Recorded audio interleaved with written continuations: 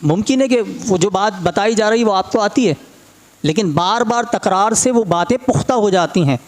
बार बार जब एक ही बात को मुख्तलिफ़ अंदाज से और मुख्तलिफ़ ज़ावियों से आप सुनते हैं तो सामने वाले को समझाने में, आप कहीं को समझाएंगे तो उसमें आसानी होगी।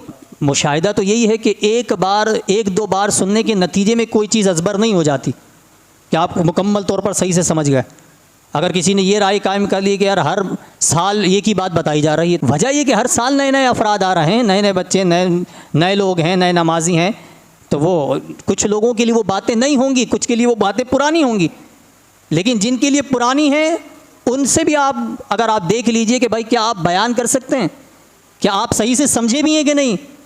बाज़ों का तो ऐसा होता, सुना 3 साल से सुन रहे हैं, सालों से सुन रहे हैं, लेकिन इस साल दोबारा सुना, पता चला कि यार वो मैं पिछले 3 सालों से तो गलत समझ रहा हूँ, अब सही समझ में आया। वो तो समझ में ही नहीं आया था, नहीं आता ना।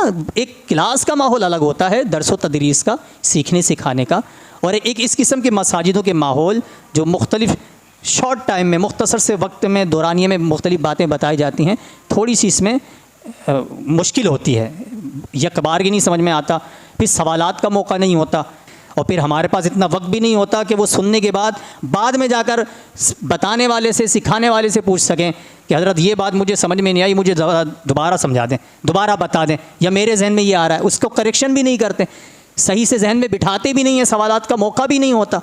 तो फिर किस तरीके से, अक्सर यही होता है कि हर बात सही अंदाज से समझ में आ जाए, ये ज़रूरी नहीं होता। तो तकरार से कभी भी ये ना सोचें कि जी मैंने तो ये बातें सुनी हुई हैं, मैं तो ये बात जानता हूँ और इसलिए मुझे हाजत नहीं है।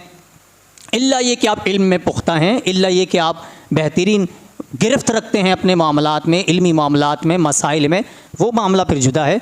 लेकिन अगर आप फील्ड के नहीं हैं और बार बार सुनते हैं तो कोई हर्ज नहीं है, आपके लिए और मेरे लिए फ़ायदा है।